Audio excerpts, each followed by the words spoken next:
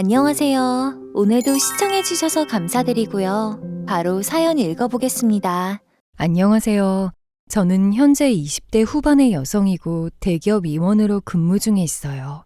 그리고 남편은 중소기업에 다니다가 1년 전에 권고사직을 당하게 되면서 집에서 놀고 있는 상황이죠.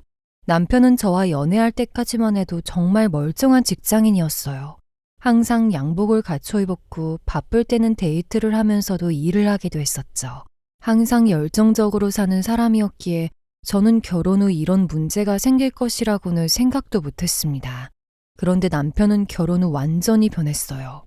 약 1년 정도는 회사에 나가기 싫다는 얘기를 종종 하기는 했지만 멀쩡하게 잘 다녔었죠. 그런데 어느 날 남편이 시부모님을 모시고 같이 집에 온 겁니다. 그리고는 앞으로 회사에 못 나간다는 얘기를 했어요. 처음에는 장난이라도 치는 건가 싶었죠. 그래서 말도 안 되는 소리 하지 말라고 했습니다. 그런데 남편은 정말 진지하게 이야기를 하는 거예요. 여보, 장난 아니고 진짜야. 나 오늘 권고사직 당했어. 앞으로는 회사 가고 싶어도 못 갈 것 같아. 저는 갑작스러운 일에 황당해서 말을 이어가지 못했습니다. 남편은 본인도 권고사직만큼은 막아보려고 했는데 회사 사정이 안 좋아서 어쩔 수가 없었다고 했어요. 그 말을 듣고 정말 막막했죠.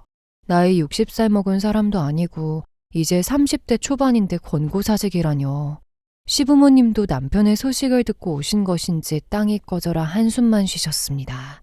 다행인지 불행인지 남편의 말을 들어보니 권고사직이라서 위로금도 어느 정도 나오고 퇴직금도 받으니까 몇 달은 버틸 수 있을 것 같다고 했죠. 그나마 다행이긴 하지만 저는 앞으로 어떻게 해야 하나라는 생각밖에 들지 않았습니다. 아무래도 요즘 시국이 좋지 않다 보니 취직하는 게 바늘구멍이잖아요. 분명히 취직하는 게 하늘의 별 따기일 텐데 라는 생각에 머리가 아파왔습니다. 저는 어떤 말을 해야 할지 참 혼란스러웠어요. 남편은 급하게 제 눈치를 보기 시작했죠. 그리고는 너무 걱정하지 말라고 하는 겁니다. 그러자 시부모님께서도 입을 떼기 시작했어요. 요즘 경기가 안 좋아서 그런 일이 많다는데 어쩌니? 직원이 회사 결정에 따라야지 뭐 어떻게 하겠어. 그래도 힘든 일 지나면 좋은 일도 올 테니까 너무 걱정하지 마. 시아버지께서도 요즘 다들 상황이 안 좋은데 어쩌겠냐면서 시간이 지나면 좋은 회사에도 취직할 수 있을 테니 긍정적으로 생각하자고 하셨죠. 그러면서 지금 당장은 막막해도 살다 보면 또 사라지는 거라고 하면서 벌써부터 걱정하지 말라고 남편을 옹호하고 나섰습니다. 저는 두 분의 말씀에 어떻게 걱정을 안 하냐고 당장 몇 달 후부터는 마이너스 나게 생겼는데 어쩌냐면서 한숨을 쉬었고요. 그랬더니 시어머니는 남편이 능력 없는 사람도 아니고 몇 달 후면 금방 좋은 것 알아봐서 취직할 수 있을 테니까 벌써부터 그러지 말라는 거예요. 그러면서 당분간은 퇴직금이랑 위로금으로 해결을 하면 된다고 했습니다. 솔직히 갑작스러운 소식에 굉장히 당황스러웠죠. 하지만 저는 남편이 일부러 관둔 것도 아니고 뭐 어쩌겠나 싶었어요. 사실 제가 뭐라고 한다 해서 상황이 바뀌지는 않잖아요. 그저 시부모님 말씀대로 남편이 금방 취직하겠지 생각하며 받아들일 수밖에요. 결국 저는 남편의 권고사직을 받아들였고 상황이 금방 좋아질 거라고 믿기로 했습니다. 그렇게 시부모님은 집으로 돌아가셨고 남편과 이 문제에 대해서 상의를 하기 시작했어요. 당신도 갑자기 권고사직 소식 듣고 놀랐겠다. 이왕 이렇게 됐으니까 재정비한다고 생각하고 다시 취직할 준비하자. 뭐 당분간 생활비는 당신 퇴직금이랑 위로금 사용하면 어떻게든 되겠지. 남편도 권고사직 통보를 받고 걱정이 많았던 것인지 제 말을 듣고 나서 조금은 안심을 하는 듯 보였습니다. 그런데 제가 어느 정도 권고사직을 받아들인 듯 보이자 남편은 슬그머니 한동안 구직 활동도 쉬고 놀겠다는 얘기를 하는 거예요. 저는 처음에 그동안 바쁘게 살았으니 한두 달 정도만 놀고 다시 구직을 시작하겠다는 얘기로 받아들였어요. 남편이 대학교 졸업한 후 20대 중반에 거의 곧바로 입사를 하면서 한 번도 쉰 적이 없었다고 했거든요. 그러면서 동안 여유 좀 가지고 싶다고 하길래 별 생각 없이 그러라고 했습니다. 어차피 상황상 취직이 한두 달 안에 될 것도 아니고 권고사직 당해서 할 것도 없을 테니까요. 게다가 갑자기 권고사직까지 당했으니 생각이 많이 복잡하겠지 싶어서 그런 거라고 생각했죠. 그런데 남편의 말은 한두 달만 놀고 먹고 하겠다는 게 아니었나 봐요. 사람들이 하는 말을 들어보면 노는 것도 지겹다고 하던데 남편은 그렇지 않은 듯 보였습니다. 저는 당연히 남편이 한 달 정도 놀다 보면 생각도 정리하고 금방 취직하려고 하지 않을까라는 생각을 했었습니다. 그런데 남편은 몇 개월이 지나도 취직할 생각을 안 하는 거예요. 게다가 집안일도 구체적으로 부탁하지 않으면 할 생각을 하지 않았죠. 일어나서 배달 음식 시켜 먹는 것은 기본이고 매일같이 미드 보면서 밥 먹고 게임하는 일상만 무한반복했어요. 그 모습을 보는데 속이 부글부글 끓는 겁니다. 그래서 한 번은 남편을 붙잡고 진지하게 대화를 해보려고 했죠. 저녁에 맛있는 거 잔뜩 해놓고 앞으로의 계획에 대해서 물었습니다. 당신 언제까지 이러고 있을 생각이야? 지금 회사 나온 지 벌써 3달이 넘었는데 이제 슬슬 취직 준비해야 하지 않을까? 당신이 준 퇴직금이랑 위로금도 거의 바닥났어. 이때까지만 해도 저는 남편과 싸우기 싫어서 최대한 좋게 이야기를 하려고 노력했어요. 그러나 남편은 어차피 상황이 안 좋아서 취직도 안 될 테고 이참에 조금만 더 쉬고 싶다고 하는 거예요. 퇴직금과 위로금이 바닥났다고 하는데도 아랑곳하지 않고 더 기다려달라고 했습니다. 그래서 저는 구체적으로 언제까지 놀 생각이냐고 물었어요. 그랬더니 2-3달만 있다가 구직 활동을 하겠다고 하는 거예요. 사실 남편의 모습이 한량 같아서 너무 답답하고 속이 상했지만 2-3달만 있다가 구직 활동하겠다고 하니 일단 믿어보았습니다. 그러나 그렇게 1년이라는 시간이 지났어요. 시간이 지날수록 점점 노는 것에 맞들리다 보니까 취직할 생각을 전혀 하지 않는 거예요. 당연히 저는 그 시간 동안 빨리 이력서 내보라고 화도 내보고 나가서 아르바이트라도 하라는 말을 했었는데 들은 척도 하지 않았죠. 남편이 그러고 있을 동안 당연히 퇴직금과 위로금은 바닥이 났고 제 월급만으로 어떻게든 버텨보려고 하고 있는 상황이었습니다. 시부모님께서도 남편이 점점 뚱뚱해지고 게을러지니까 답답하셨나 봐요. 어느 순간부터는 제 눈치를 보면서 남편을 볼 때마다 살도 빼고 취직 좀 하라고 재촉을 하셨죠.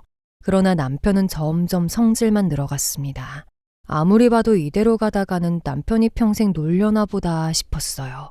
그래서 저는 기회가 올 때마다 남편에게 이력서도 대신 써서 내밀어보고 앞으로 어떻게 할 거냐며 쪼아대기도 했죠.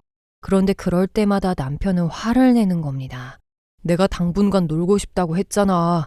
20대 때부터 숨만 쉬면서 일만 하면서 살았는데 그깟 1년을 못 참아주냐? 누가 평생 논대? 내가 때 되면 알아서 이력서 내고 취직할 테니까 기다려. 솔직히 저는 남편이 이러는 게 너무 당황스럽고 무서웠어요. 소리까지 지를 줄은 몰랐거든요. 사람이 무언가에 빠지면 제정신이 아니라고 하더니 그 말이 맞는 듯 싶었죠. 이러지도 못하고 저러지도 못한 채 시간만 흘렀고 답답한 상황이 계속 이어졌습니다. 그러나 저는 남편을 포기할 수는 없었어요. 어떻게든 예전의 모습을 찾아서 다시 회사에 출퇴근하는 모습을 보고 싶었죠. 그래서 저는 기회가 될 때마다 남편에게 취직 이야기를 꺼냈습니다. 당신 회사 그만둔 지 1년이 다 됐어. 이제는 취직을 해야 하지 않겠니? 미혼도 아니고 가정 있는 사람이 언제까지 이렇게 놀 수 있겠어. 이제 조금만 지나면 경력 단절인데 슬슬 취직 자리 알아보기라도 좀 해봐. 저는 어떻게 해서든 남편을 설득해보고자 했어요. 그러나 남편은 정말 뻔뻔하고 당당하게 나오는 겁니다. 본인은 1년이라는 시간을 그냥 땅에 버리지 않았대요. 나름대로 먹방이나 게임 영상을 찍어서 올리기도 하고 부업으로 배달일도 종종 하지 않았냐고 하는 거예요. 그 말을 듣는데 머리 뒤에서 스팀이 나오는 게 느껴졌습니다. 남편의 당당한 그 말에 너무 기가 막혔거든요. 물론 남편 말이 틀린 것은 아니었어요. 나름대로 놀면서 영상을 찍어서 올리기도 하고 가뭄에 콩나듯이 배달일도 하기는 했죠. 친정부모님이 너무 걱정이 되셨는지 취직을 하지 않을 거면 뭐라도 하라고 하시면서 등을 떠미셨거든요. 자네 언제까지 이렇게 놀고 먹기만 할 거야. 집에서 TV 보고 배달 음식 시켜 먹고 아주 한량이 따로 없네 없어. 대체 생각이 있는 거야 없는 거야. 취직 안 할 거면 다른 일이라도 찾아봐야지. 그날 엄마는 제가 왜 남편 때문에 혼자서 발 동동거리며 일을 해야 하냐고 크게 화를 내셨습니다. 그 말에 남편은 가만히 있으면 막말을 얻어먹겠다 싶었는지 나름대로 이것저것 해보려고 했어요. 그때 시작했던 게 배달 아르바이트였죠. 물론 하루에 한 건 할까 말까 했습니다. 초반에는 배달 일이 잘 맞는 것 같다면서 여기저기 돌아다니며 하는 것 같더니 나중에는 그것마저 귀찮아졌는지 거의 쳐다보지도 않았거든요. 그래서 제가 배달 아르바이트는 아예 관둔 거냐면서 뭐라고 하니까 시작하게 된 것이 바로 영상을 올리는 것이었죠. 그러나 그걸로 돈 한 푼 벌지는 못했습니다. 그럴만도 한 게 영상 한두 개 올리고 반응이 없으니까 재미가 없었는지 알아서 그만뒀거든요. 그렇게 1년이라는 시간이 지나게 되었죠. 남편은 여전히 그대로였고 저는 어떻게든 밖으로 내보내려고 했습니다. 언제까지 이대로 살 수는 없으니 나름대로 할 수 있는 것은 다 시도했었죠. 바가지도 긁어보고 양가 부모님의 도움을 받아보기도 했고 심지어 이혼 이야기까지 꺼냈어요.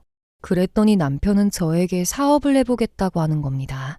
저는 처음에 남편이 사업 이야기를 꺼내길래 자꾸 취직하라고 했더니 반항이라도 하는 건가 싶었어요. 그런데 남편은 100% 진심이었죠. 본인도 언제까지 놀고만 있을 수 없다는 것을 알고 있다면서 취직하기는 쉽지 않을 것 같으니 사업을 해보겠다는 것이었습니다. 저는 남편의 말에 사업은 절대 안 된다면서 반대를 했죠.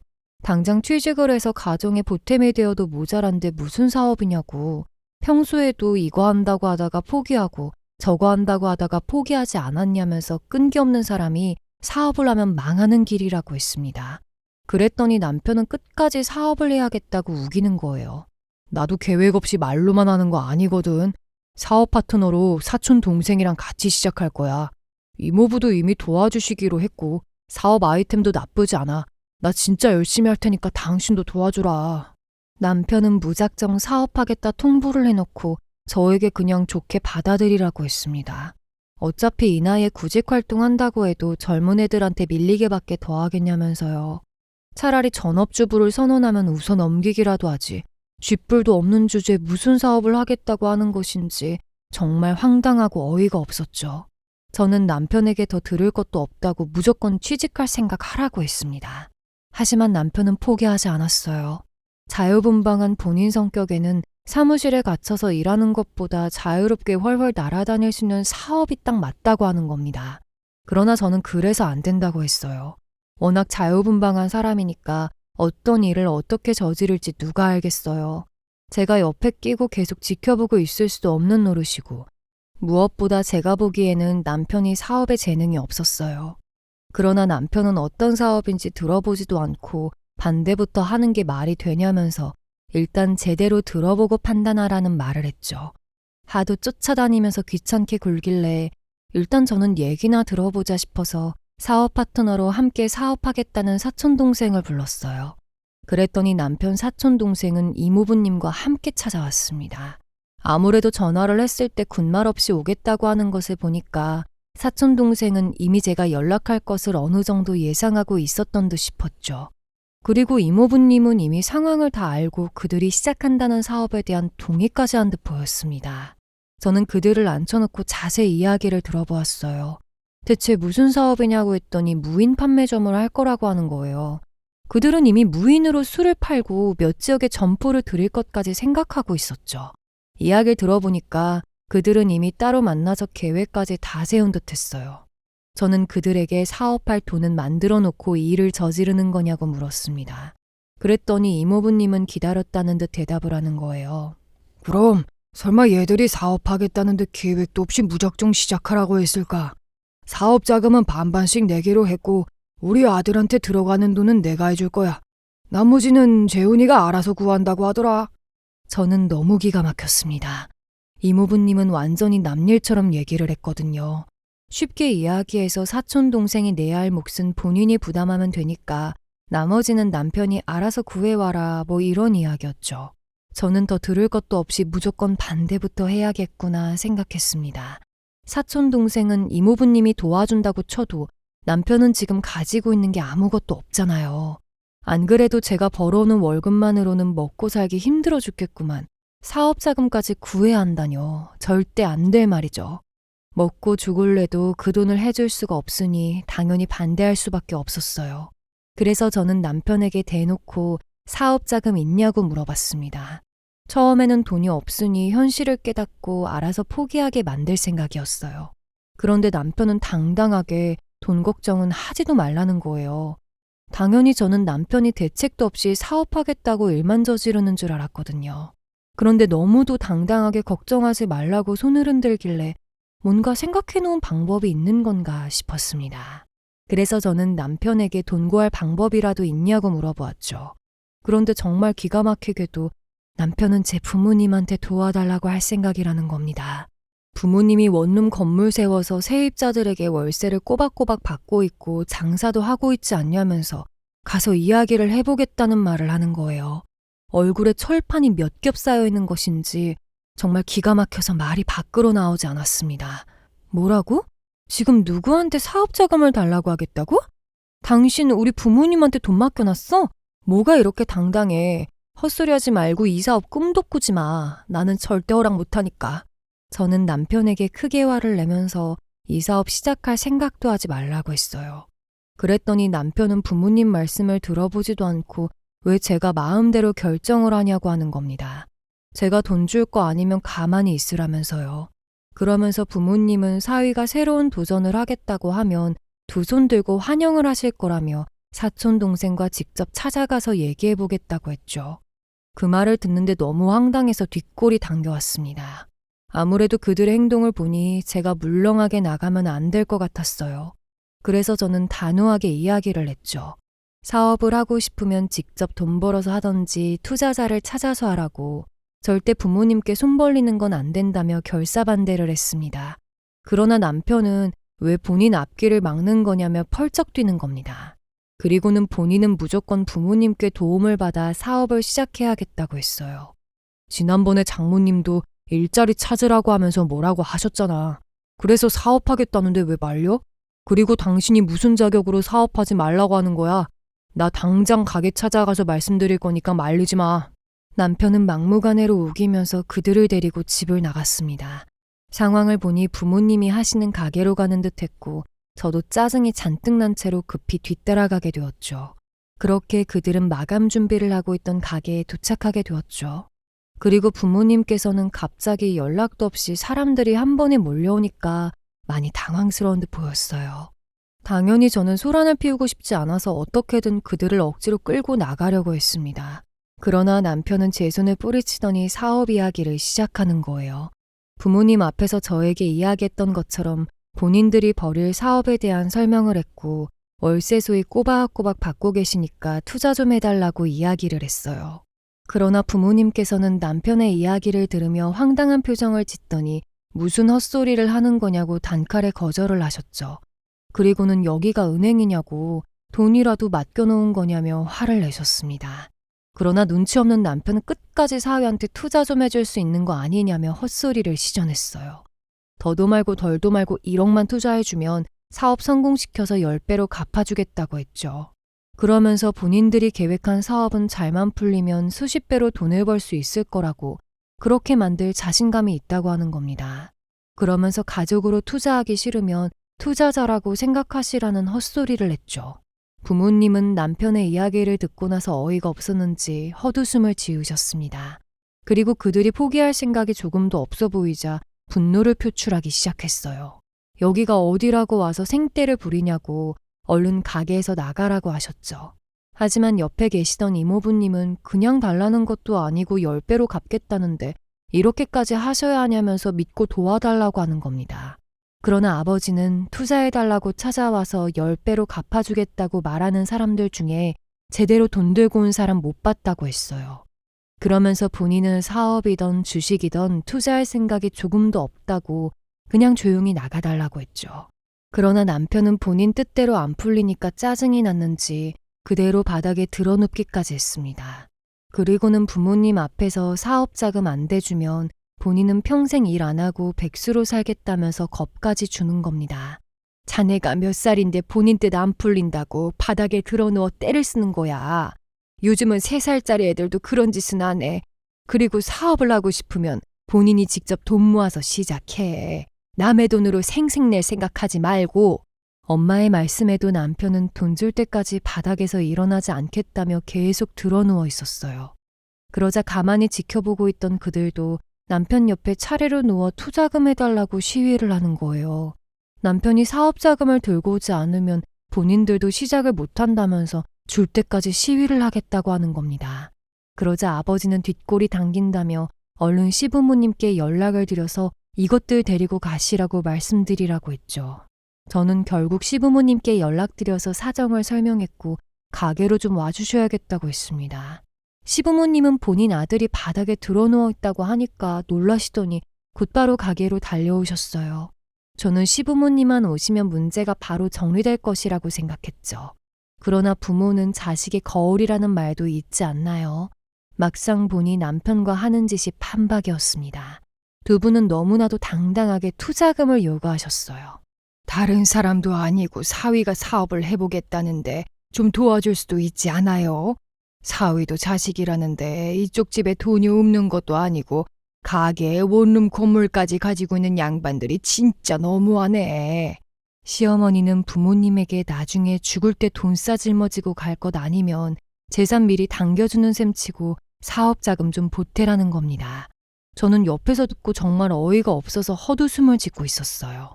그런데 그들은 저에게 지금 뭐 하는 거냐고 부모님 설득 좀 빨리 해보라고 재촉을 하는 거예요.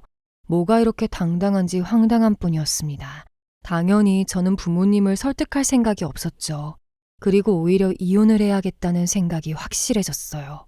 그래서 저는 빨리 부모님 설득하지 않고 뭐 하냐는 그들 앞에서 이혼하겠다는 이야기를 하게 되었습니다.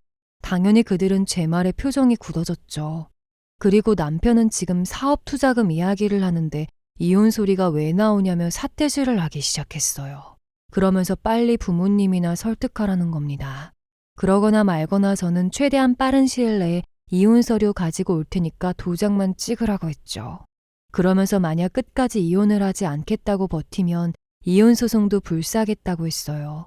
그랬더니 남편은 친정에 돈 좀 달라는 말을 꺼냈다고 이러는 거냐며 가족끼리 사업 조금 도와주는 게 그렇게 힘드냐는 거예요. 당연히 그들 또한 돈 좀 달라고 했다고 이혼 소리 하는 게 말이 되냐고 진짜 정없다는 소리를 했죠. 그러나 저는 그들 말을 그대로 듣고만 있지 않았습니다. 너무 열이 받아서 그들의 머리채를 쥐어잡고 흔들어 제꼈죠. 내 부모님이 니들 ATM 기계냐? 양심도 없이 친정에 무작정 찾아와 돈 요구하는 게 말이 되냐고. 나는 그런 인간들이랑 평생 얼굴 보고 살 생각 없으니까 당장 이 가게에서 나가.